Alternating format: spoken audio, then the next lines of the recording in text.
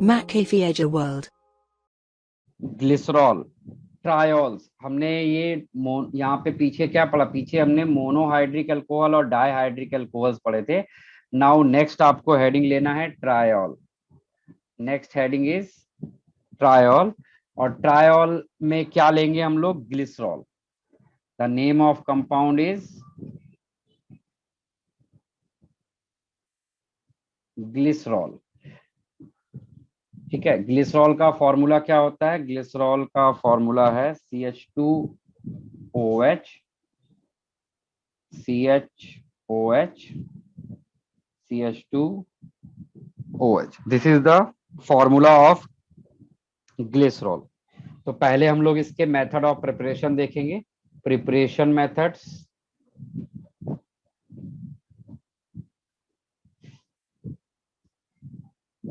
तो preparation method में जो हम लोग फर्स्ट मेथड पढ़ने वाले हैं, the method is called saponification. Soap बनाने का मेथड होता है saponification. We called it alkaline hydrolysis of ester. Alkaline hydrolysis of ester. इसके लिए हम लोग एक हैवी मॉलिक्यूलर वेट का यहाँ पर क्या लेंगे, एस्टर लेंगे। The formula is OCOR। ये R काफी लॉन्ग चेन होगा, CHOCOR, और यहाँ पर हमने लिया CH2OCOR। यहाँ पे R एक लॉन्ग चेन का हाइड्रोकार्बन होगा, और इसका हमने बेस की प्रेजेंस में हाइड्रोलाइसिस कराया है। तो आप इसको एक्वस NaOH लिख सकते हैं। जब इसको बेस के प्रेजेंस में हाइड्रोलाइज कराते हैं तो इसका हाइड्रोलिसिस इस पॉइंट पे होता है, यहाँ पे दिस बॉन्ड। और after hydrolysis highly electronegative element को H और लो इलेक्ट्रोनेगेटिव एलिमेंट को OH मिलेगा। तो product of this reaction will be CH2OH, CHOH, CH2OH। और इधर से क्या मिलेगा, 3 मोल्स ऑफ RCOO Na। यहाँ पे वैसे तो एसिड बनना था, लेकिन यहाँ पे बेस की वजह से सॉल्ट मिल रहा है। तो this is the first method by which you can prepare glycerol.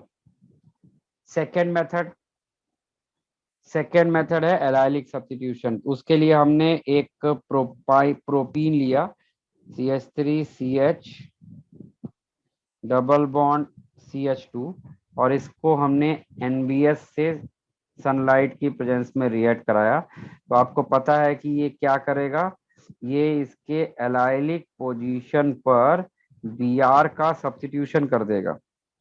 फिर इसके बाद हमने क्या किया, यहाँ पर ब्रोमीन CCl4 लिया, तो ये कार्बन डबल बॉन्ड कार्बन पे यहाँ पर ब्रोमिनेशन कर देगा।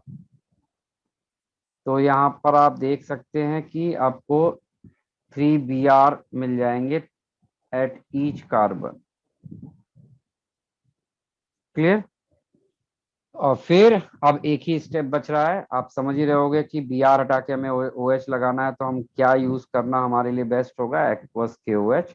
आपको प्रोडक्ट मिल जाएगा जो आपका डिजायर्ड प्रोडक्ट था। इस तरह से ग्लिसरॉल हम लोग बना सकते हैं। नोट कर लीजिए, these are the two method by which we can prepare glycerol. आगे बढ़े, चलिए अब हम लोग इसकी प्रॉपर्टीज देखेंगे। Properties,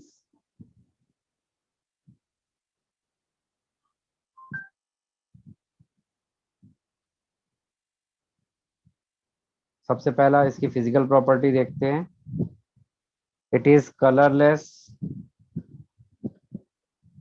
it is colourless, odourless,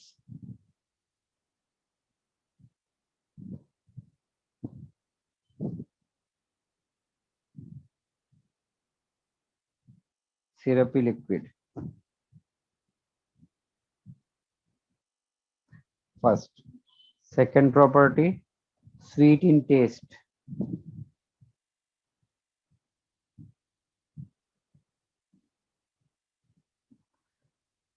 highly viscous.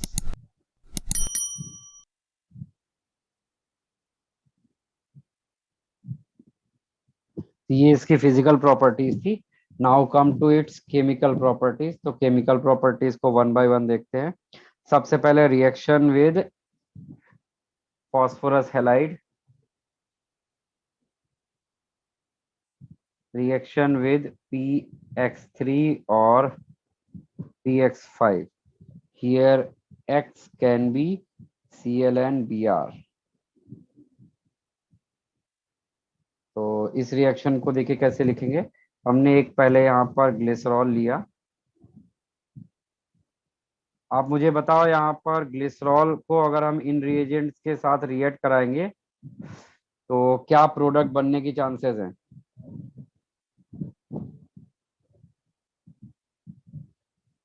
बताइए क्या बनेगा प्रोडक्ट? सर ट्राइहाइलाइड। ट्राइहैलाइड बन जाएगा। तो यहाँ पर CH2Cl, CH, Cl and CH2Cl। यहाँ पर हम इस मेथड से यहाँ पर आयोडाइड नहीं यूज कर सकते। इस मेथड से हम सिर्फ क्लोराइड और ब्रोमाइड, ट्राइहैलाइड और ट्राइक्लोराइड और ट्राइब्रोमाइड बनाते हैं। आयोडीन के साथ क्या प्रॉब्लम होती है? अगर हमने आयोडीन के साथ यही रिएक्शन कराने की कोशिश की, लेट अस सपोज कि मैंने यहाँ पर कुछ ऐसा लिया P+I2। अगर हमने यहाँ पे P+I2 लिया तो शुरुआत तो बिल्कुल वैसे ही होगी।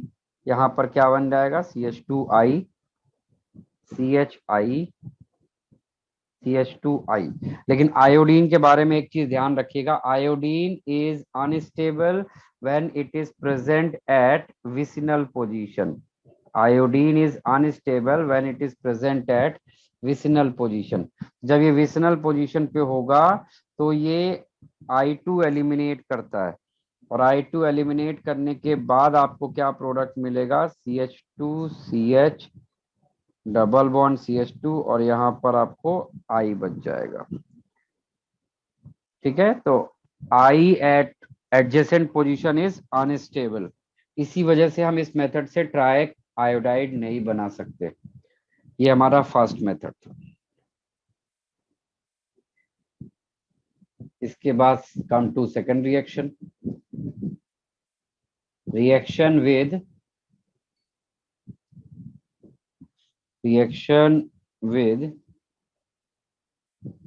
HX, where X can be chloride and bromide। तो क्लोराइड और ब्रोमाइड के साथ इनकी देखिए रिएक्शन कैसे होगी। हमने सबसे पहले यहाँ पर ये लिया ग्लिसरॉल,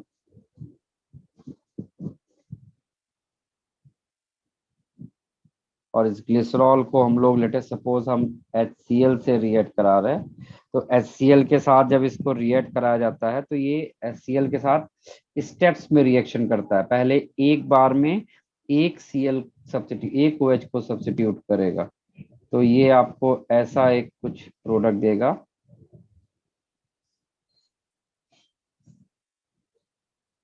ठीक है, एक ये प्रोडक्ट बनाएगा, एक प्रोडक्ट ये भी बना सकता है। ये सब पॉसिबिलिटीज ऑफ प्रोडक्ट। इन दोनों में से ये वाला मेजर होता है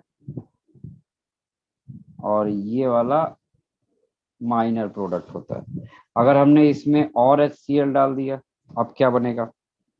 अगर हमने इसमें और HCl डाल दिया तो प्रोडक्ट बनता है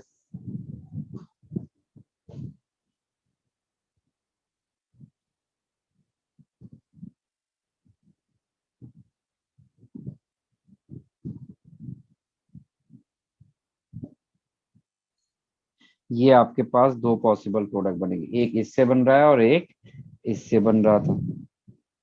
ठीक है, तो ये है हमारा, अगर हमने एक्सेस में लिया तो मैक्सिमम इस तरह से रिएक्शन करता है ये। अगर हमने यहाँ पर लेटेस्ट सपोज ये रिएक्शन सेम ऐसे आप ब्रोमाइड भी बना सकते हैं, लेकिन अगर हमने यहाँ पर लेटेस्ट सपोज HI ले लिया और वो भी कैसे एक्सेस में, तो क्या होगा? तो HI क्या करता है, HI जो I माइनस है वो बहुत स्ट्रॉन्ग न्यूक्लियोफाइल है। It can substitute all of the OH and form what, CHI, इस तरह से। लेकिन आपको पता है कि आयोडीन एडजेसेंट पोजीशन पर अनस्टेबल है, तो वो वहां से क्या करेगा, आयोडीन को एलिमिनेट करा देगा, और आपके पास प्रोडक्ट क्या आएगा, CH2 double bond CH2I।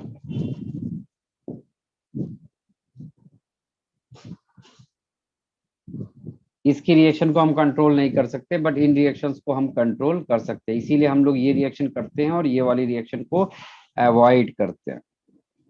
This is our second reaction. Come to third reaction is esterification.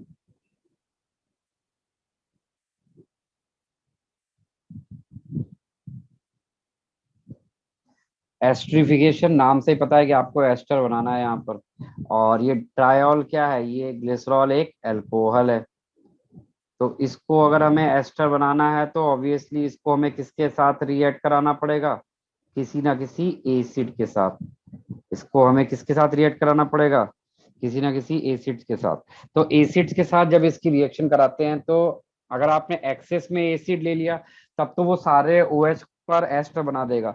लेकिन अगर आपने 1/1 लिया, 1/1 लेंगे तो ये कैसे प्रोडक्ट बनाएगा। अगर हमने यहाँ पर इसको 1/1 लिया तो ये एक बार में ऐसे प्रोडक्ट बनाता है, CH2O AC, CHO AC, sorry हमने 1 लिया ना, अभी 1 लेते हैं तो एक बार में एक पर ही रिएक्शन होती है।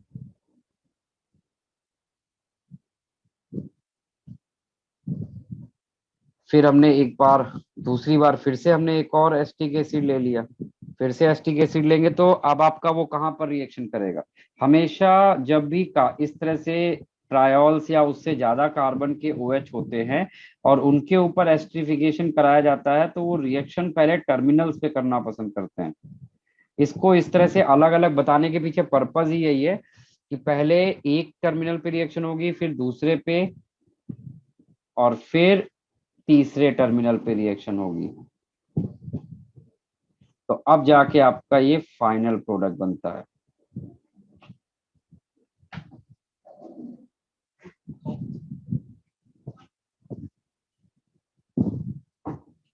इस तरह से आपको ये प्रोडक्ट मिल जाएगा। This is your esterification reaction. यहां तक की रिएक्शन में कोई खास चीज नहीं थी, सब कुछ एकदम नॉर्मल ही है। इसके बाद वाली रिएक्शन वो है बहुत काम की, काम की इन द सेंस क्योंकि उसमें कुछ ऐसा है जो मतलब आपको उस रिएक्शन को यूनिक बनाता है, और ऐसी चीजें हमारे लिए हमेशा इंपॉर्टेंट होती हैं जो एक थोड़ा सा यूनिक है। ठीक है, तो वो रिएक्शन है रिएक्शन विद, इस रिएक्शन को हम लोग नाइट्रेशन भी बोल सकते हैं। ठीक है, या हम लोग इसको ऐसा बोल सकते हैं, reaction with mixture of acid, या फिर आप इसको ऐसा भी बोल सकते थे, नाइट्रेशन। ठीक है, तो इसमें हम लोग रिएजेंट क्या लेंगे, यहाँ पर सबसे पहले हमने लिया एक ग्लिसरॉल,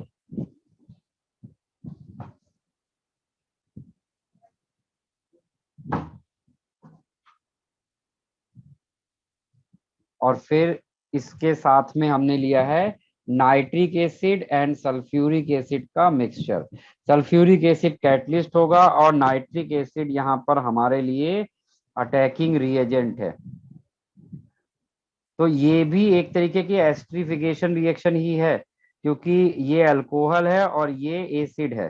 ठीक है, और आपको पता है कि जब भी हम लोग एस्ट्रिफिकेशन करते हैं तो अल्कोहल का H इन्वॉल्व होता है और एसिड का OH, ये ध्यान रखिएगा हमेशा, ये इस तरह से रिएक्शन करेगा। तो आपके पास जो फाइनली प्रोडक्ट दिखेगा वो क्या होता है, CH2O NO2, CHONO2, CH2ONO2। The name of compound is ट्राइनाइट्रोग्लिसरीन, TNG, ट्राइनाइट्रोग्लिसरीन। इसको इनऑर्गेनिक एस्टर भी बोलते हैं, इनऑर्गेनिक एस्टर। ये एक एक्सप्लोजिव होता है। पूरी ऑर्गेनिक केमिस्ट्री में आप 3-4 मेन एक्सप्लोजिव हैं जो आप पढ़ेंगे।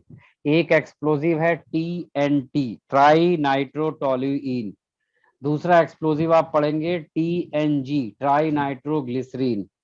तीसरा आप पढ़ते हैं एक्सप्लोजिव जो इसी चैप्टर में, फिनॉल चैप्टर में आएगा, TNP और पिक्रिक एसिड, ट्राई नाइट्रोफिनॉल। तो ये 3 एक्सप्लोजिव आपको पढ़ने हैं ऑर्गेनिक केमिस्ट्री में। इन पे क्वेश्चंस आते ही आते हैं। तीनों ही नाइट्रेशन प्रोडक्ट हैं। तीनों ये जो एक्सप्लोजिव है, इनकी एक्सप्लोजिव पावर डायनामाइट से रिजेंबल करती है, जिसमें से ये वाला जो TNG है, येलो ऑयली कलर का लिक्विड होता है। तो बॉम्ब वगैरह बनाने में इसको यूज किया जाता है। इसके बारे में आप चाहो तो 1-2 लाइन लिख लगते हैं, लिख लीजिए कॉपी में कहीं पर। TNG is explosive and on heating release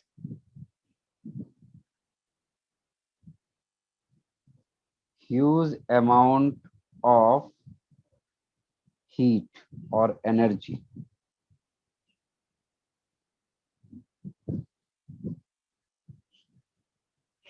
With the formation of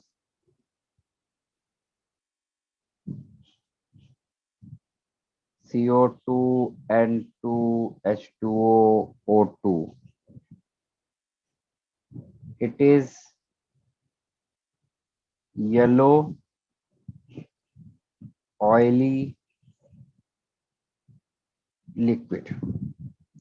तो इतनी छोटी सी एक इंफॉर्मेशन है, आप कहीं पर नोट करके रख लोगे तो अच्छा रहेगा।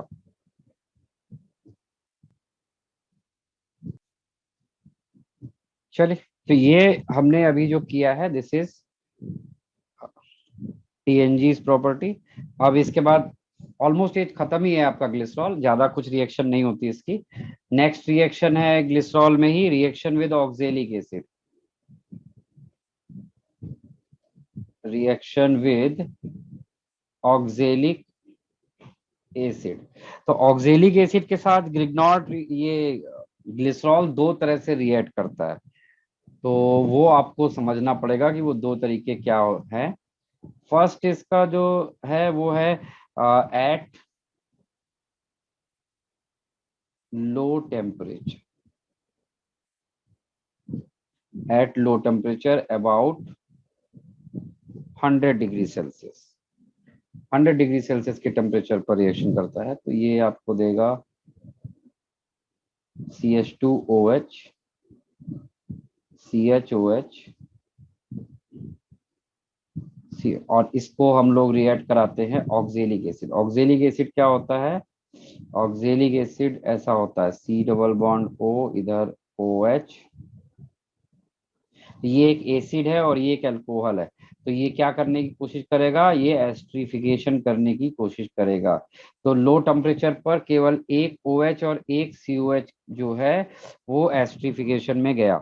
तो यहाँ पर आपको प्रोडक्ट ऐसा दिखाई पड़ेगा, CH2O, CO, COOH, और बाकी का सब कुछ एज इट इज यहाँ पर आपका प्रेजेंट रहेगा। ठीक है, आपने साथ ही साथ इसको हीट किया हुआ है 100 डिग्री सेल्सियस पर। तो जैसे इसको 100 डिग्री सेल्सियस पर हीट करते हैं तो ये क्या करता है, यहाँ से ये इधर से ये वाला जो COH है, इसमें से CO2 को एलिमिनेट कराता है। हीट करने पे ये CO2 एलिमिनेट कर देगा और आपके पास क्या बचेगा यहाँ पर? CH2O, CO और इधर ये H यानी एल्डिहाइड पार्ट, और इधर से CHOH था और इधर से ये CH2OH है। फिर इसके बाद नेक्स्ट ये हाइड्रोलिसिस करता है, hydrolysis in presence of acid. तो हाइड्रोलिसिस कौन से बॉन्ड का होता है? हाइड्रोलिसिस इसमें से ये कार्बन और ऑक्सीजन का बॉन्ड, इसको हाइड्रोलाइज करते हैं। तो लेस इलेक्ट्रोनेगेटिव को OH और मोर इलेक्ट्रोनेगेटिव को H मिलता है। तो आपके पास यहाँ पर इस तरह से एक नया प्रोडक्ट बन के आएगा। ये पार्ट क्या है? ये पूरा पूरा फॉर्मिक एसिड हो जाएगा, और ये पार्ट आपका जो है ये बन जाएगा ग्लिसरॉल, CH2OH CHOH CH2OH। इस तरह से एट लो टेम्परेचर पर ये formic acid and again last में आपको ग्लिसरॉल ही बनाकर देता है। ठीक है, ये था लो टेम्परेचर पर। अब हम यही सेम रिएक्शन करेंगे at high temperature. At high temperature, high temperature मतलब more than 100 degree Celsius, around 250 degree Celsius के आसपास इसको रिएक्ट कराएंगे। तो जब हम लोग हाई टेम्परेचर पर लेते हैं तो ये पहले स्टेप में ही इसका ये पूरा पूरा रिएक्ट कर जाता है किसके साथ? अल्कोहल के साथ, in the form of esterification reaction, इस तरह से।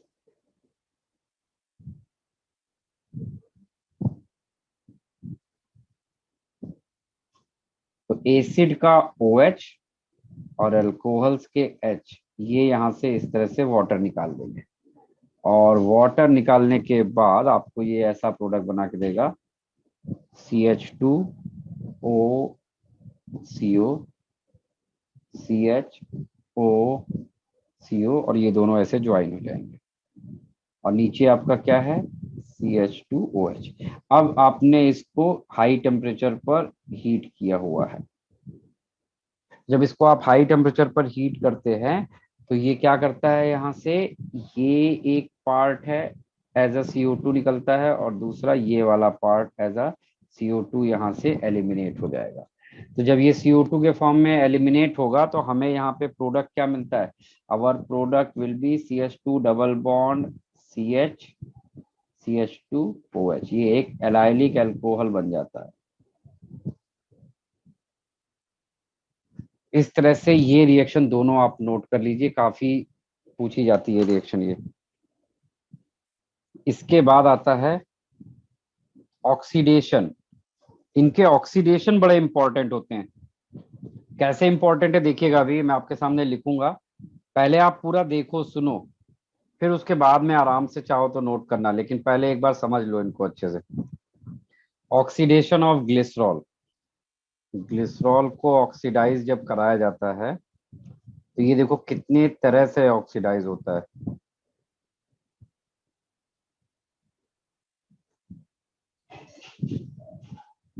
एक तो इसका पॉसिबल है कि इसको ऑक्सीडाइज कराया जाए, तो इसका सिर्फ एक 1 डिग्री अल्कोहल, ये 1 डिग्री अल्कोहल है, ये 2 डिग्री, ये 1 डिग्री, सिर्फ इसका 1 डिग्री अल्कोहल ऑक्सीडाइज हो, कुछ इस तरह से इसको ऑक्सीडाइज कराया जाए,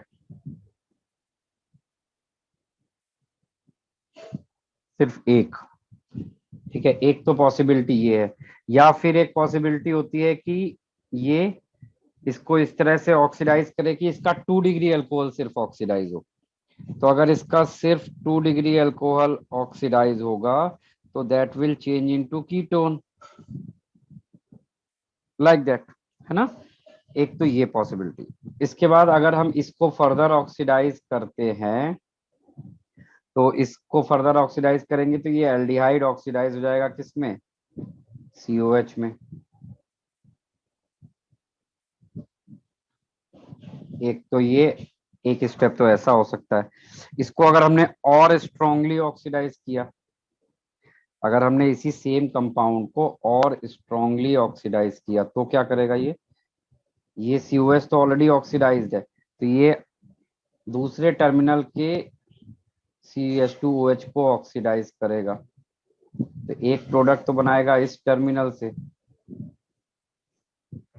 और एक प्रोडक्ट इसके बाद अगर हम इसको फिर से ऑक्सीडाइज कर दें, तो अगर हम इसको फिर से ऑक्सीडाइज कर देंगे तो ये हमको प्रोडक्ट देगा COH CO COH। ठीक है। अच्छा, सेम चीज हम इधर से भी मूव कर सकते थे। अगर हमने इसको ऑक्सीडाइज किया तो ये हमें डायरेक्टली यहाँ पर ले जा सकता है। ठीक है, इनकी नेमिंग कर लो, क्योंकि इनकी कन्वर्जन में आपको आते हैं ये सब, तो इनकी नेमिंग आनी चाहिए। पहले वाले, this compound is name as glyceraldehyde.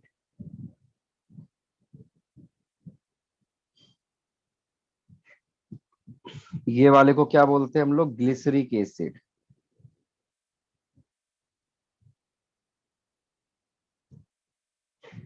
इसको क्या बोला जाता है? Tartronic acid.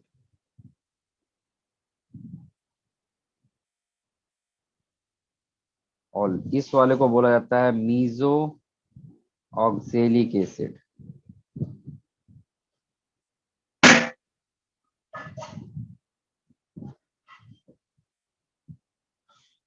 और इस वाले कंपाउंड को क्या बोला जाता है? ग्लिसरोज।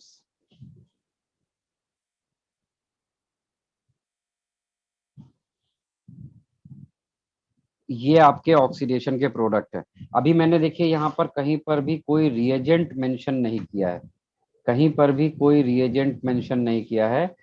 तो अब हम लोग यहाँ पर रिएजेंट सेलेक्ट करेंगे, रिएजेंट के अकॉर्डिंग ही प्रोडक्ट होगा। ठीक है, तो यहाँ पे हम लोग दो ऐसे कॉलम बना लेते हैं। एक कॉलम हो जाएगा ऑक्सीडाइजिंग एजेंट का,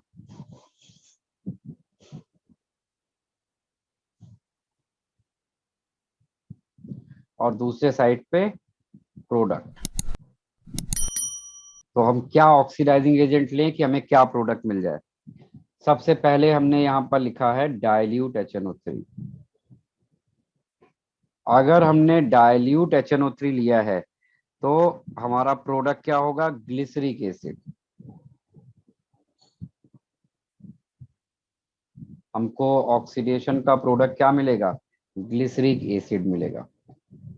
अगर हमने यहाँ पर कॉन्सेंट्रेट HNO3 यूज कर लिया, तब हमें प्रोडक्ट क्या मिलेगा? तब हमें प्रोडक्ट मिलेगा tartronic acid. Product will be tartronic acid. यही मेन प्रोडक्ट होगा। इसके अलावा साथ में हमको ग्लिसरिक एसिड भी मिलेगा।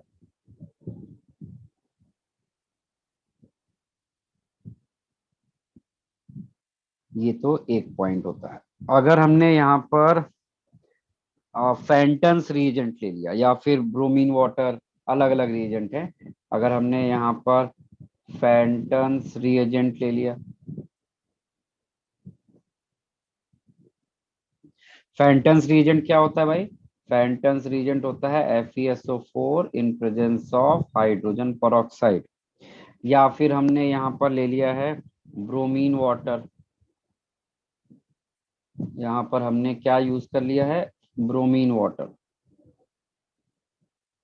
अगर हमने ये रिएजेंट यहाँ पर यूज किए हैं तो हमें यहाँ पे दो प्रोडक्ट मिलेगा। एक तो मिलेगा mixture of glyceraldehyde, mixture of glyceraldehyde and glycerose. ये दो प्रोडक्ट मिलेंगे हमें। फिर उसके अलावा हमारे पास एक रिएजेंट है, अगर हमने इसको यूज किया, बिस्मथ नाइट्रेट, BiNO3 थ्राइस, तो ये हमें प्रोडक्ट देता है मीजो ऑक्जेलिक एसिड, यानी मैक्सिमम प्रोडक्ट। और इन सब से ऊपर है, जिसका अभी हमने नाम नहीं लिखा, वो है, अगर हमने हॉट KMNO4 ले लिया, हॉट एसिडिक और अल्कलाइन KMNO4, तो हमें प्रोडक्ट क्या मिल जाएगा? Oxalic acid as a product मिलेगा। तब हमें क्या मिलेगा? Oxalic acid. यानी ये जो मीजो ऑक्जेलिक एसिड बना था हमारा, ये मीजो ऑक्जेलिक एसिड को अगर हम फर्दर ऑक्सीडाइज करते हैं तो it will change into oxalic acid, it will change into oxalic acid. यानी इन सब में सबसे स्ट्रॉन्ग ऑक्सीडाइजिंग एजेंट कौन सा है? हॉट एल्कलाइन KMNO4, उसके बाद बिस्मथ नाइट्रेट, फिर HNO3। ये तीन आपके स्ट्रॉन्ग है और ये दोनों माइल्ड है। तो तो ये आप नोट कर लीजिए, कौन सा रिएजेंट लेंगे तो क्या प्रोडक्ट बनेगा, यही आपके यहाँ एग्जाम में आपसे पूछा जाता है। ये सब चीजें काफी कुछ याद करने जैसा है आपके लिए। यहाँ पर टेक्निकल बहुत कम दिख रहा है, ज्यादातर ऐसा देखने में लग रहा है कि हमें सब याद करना ही पड़ रहा है, मेमोराइज करना पड़ रहा है, ऐसा आपको ज्यादा ऑब्जर्व होगा। चलिए हेडिंग डालिए, सम कॉमर्शियली इंपॉर्टेंट एल्कोहल्स। हेडिंग लीजिए, commercially important alcohol. Commercially important alcohol में हमारे पास सबसे ज्यादा जो यूज होते हैं वो है एक तो मिथिनॉल और दूसरा इथिनॉल। तो पहले मिथिनॉल के बारे में देखते हैं। मिथिनॉल, मिथिनॉल मिथिनॉल का फॉर्मूला क्या होता है? CH3OH। It is also known as wood spirit, it is also known as wood spirit and was produced by destructive distillation of wood. Methanol is produced by destructive distillation of wood. Today, most of the methanol is produced by the catalytic hydrogenation of carbon monoxide at high pressure and temperature in presence of zinc oxide and chromium oxide. Carbon monoxide, hydrogen gas, catalyst लिया गया है zinc oxide and chromium oxide, और pressure रखा गया है 200 से 300 ATM का pressure है, एंड 573 टू 673 केल्विन का टेम्परेचर है। ये हमें मिथाइल अल्कोहल प्रिपेयर करके देगा। तो मिथाइल अल्कोहल का दूसरा नेम क्या है? Would spirit. इसको हम लोग नेचुरली कैसे देखते हैं? Destructive distillation of would say मिलता है, और कॉमर्शियली इसको हम लोग इस तरह से प्रिपेयर करते हैं। ठीक है, अच्छा, उसके बाद मिथनॉल की कुछ physical property. Methanol is a colourless liquid and boils at 337 kelvin. इसका मतलब इसका बॉइलिंग पॉइंट वाटर से भी कम होता है, and it is highly poisonous in nature, highly poisonous in nature. ingestion of even small quantities of methanol can cause blindness। अगर हमने इसको स्मॉल क्वांटिटी में कंज्यूम किया है तो it causes blindness, and large quantity में अगर कंज्यूम किया है कॉजेज डेथ। तो मिथेनॉल काफी डेंजरस अल्कोहल होता है, काफी एसिडिक भी होता है, इसीलिए इसको डायरेक्टली कंज्यूम नहीं किया जाता है। उसके बाद इसका यूज कहां पर होता है? It is used as solvent in paint, varnishes and chiefly for making formaldehyde। जब भी हम लोग मिथाइल अल्कोहल का ऑक्सीडेशन करेंगे, कंट्रोल्ड ऑक्सीडेशन, तो ये हमें फॉर्मल्डिहाइड देता है। तो मिथेनॉल के बारे में इतनी इंफॉर्मेशन आपको याद रखनी है।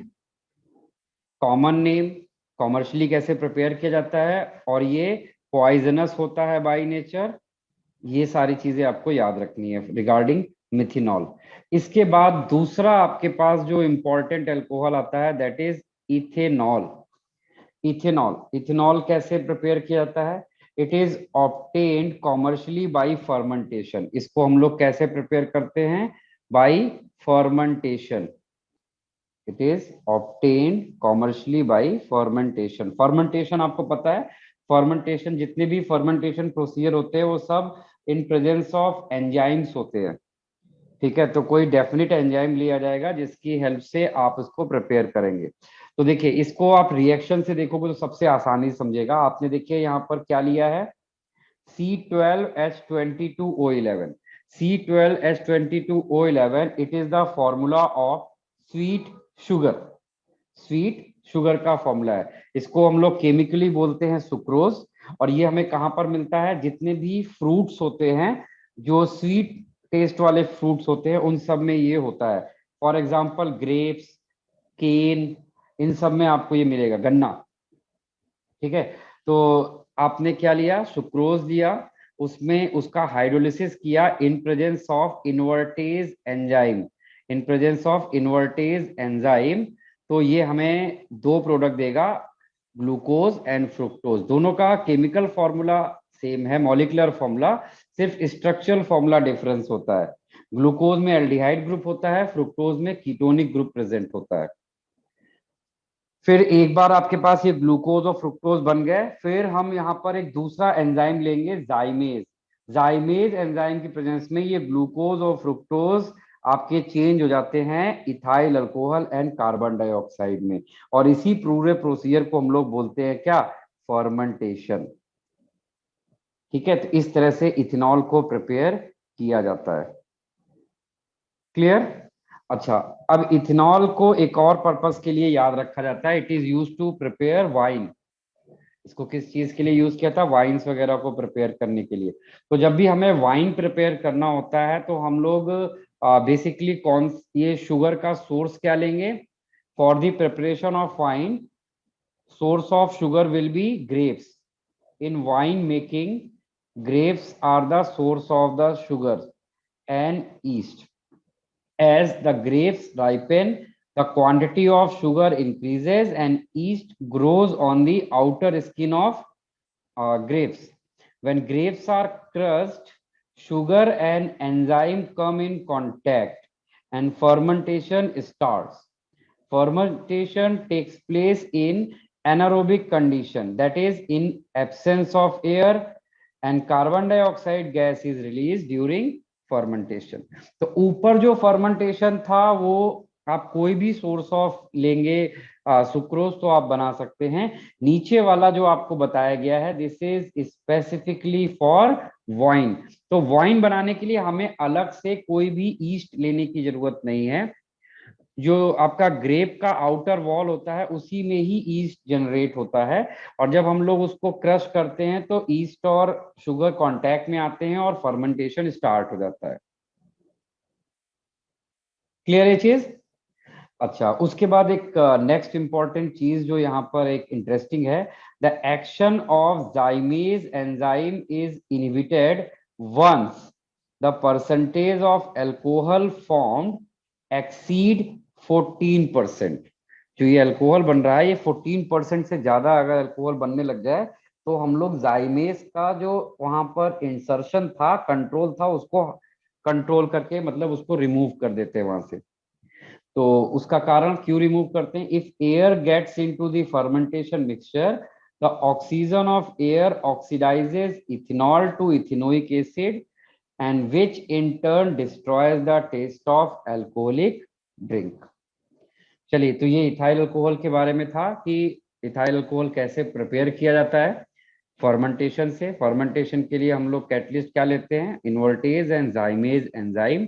जाइमेज एंजाइम को हमें कंट्रोल करना पड़ता है, अगर हमने कंट्रोल नहीं किया तो ये हेल्प करता है इस अल्कोहल के ऑक्सीडेशन में, जो उसको एसिड में कन्वर्ट कर सकता है। तो this is regarding second alcohol ethanol.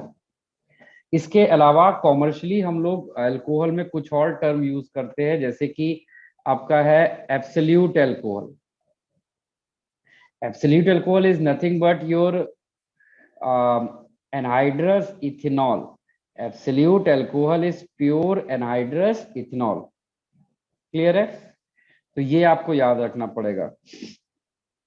And it is ethanol form a lower boiling azeotropic mixture containing 95.6 is to 4.4 volume percent of alcohol and water percent. It contains it cannot be dried by distillation. The water can be removed chemically by treatment with magnesium turning, which reacts with water forming magnesium hydroxide and release hydrogen gas. Alternatively, it can be distilled after the addition of some benzene. Benzene forms a ternary azeotropes with the alcohol water mixture, which boils at 65 degrees Celsius, lower than the boiling point of the binary azeotrope. Thus, it distills first, removing the water and leaving behind water-free alcohol, which is further distilled, and absolute alcohol purified in this manner should not be drunk because it contains a small amount of toxic carcinogenic benzene। तो last वाला point याद कर सकते हैं आप, absolute alcohol purified in this manner should not be drink because it contains a small amount of toxic carcinogenic benzene। तो simply याद रखिए, एब्सोल्यूट अल्कोहल क्या होता है, एनहाइड्रस इथाइल अल्कोहल, बस। और आपको इसमें कुछ ज्यादा याद रखने की जरूरत नहीं होती है। एनहाइड्रस इथाइल अल्कोहल, इसको हम लोग बोलेंगे एब्सोल्यूट अल्कोहल। एंड लास्ट में दो आपके पास और फॉर्म बचते हैं, एक है डीनेचर्ड अल्कोहल।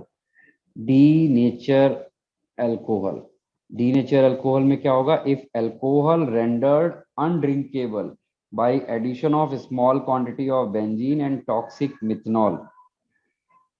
ठीक है, तो उसको हम लोग क्या बोलेंगे, डीनेचर्ड अल्कोहल। तो it is the alcohol rendered undrinkable by the addition of small quantities of benzene and toxic methanol। तो जब आप अल्कोहल को बेंजीन और टॉक्सिक मिथेनॉल मिलाकर अनड्रिंकेबल बना देते हैं तो उसको हम लोग बोलते हैं डीनेचरेशन ऑफ अल्कोहल। इसके बाद नेक्स्ट है आपका power alcohol. Power alcohol actually कुछ नहीं, गैसोलीन होता है। तो इसमें एक स्टेटमेंट तैयार किया गया है इस तरह से, the demand for gasoline of our daily life is increasing every day as the reserve of petroleum is limited, alternative sources of energy are needed. It has been found that absolute alcohol mixed with gasoline, it has been found that absolute alcohol mixed with gasoline and benzene can be used as a motor fuel. Alcohol thus used for generating power is called power alcohol, and it consists of mixture of absolute alcohol and petrol roughly in the ratio of 20:80। यानी alcohol, आप petrol में alcohol मिलाते हैं जिससे उसकी power बढ़ जाती है, इसीलिए उसको पावर अल्कोहल बोलते हैं। इसको प्रीमियम पेट्रोल भी बोला जाता है। इसकी कॉस्ट आपके नॉर्मल पेट्रोल से थोड़ी सी ज्यादा रहती है। क्लियर है चीज? तो ये हमारे पास कॉमर्शियली यूज्ड अल्कोहल थे, पहला मिथेनॉल, फिर इथेनॉल, फिर इथेनॉल का ही दूसरा फॉर्म है pure form of ethanol is absolute alcohol, और impure form of alcohol is denatured alcohol, and petrol and alcohol mixture is known as power alcohol. तो ये हमारा यहाँ पर अल्कोहल थे, ये कॉमर्शियली यूज्ड। क्लियर? यहाँ पर हमारा अल्कोहल चैप्टर जो है वो पूरी तरह से कंप्लीट हो जाता है।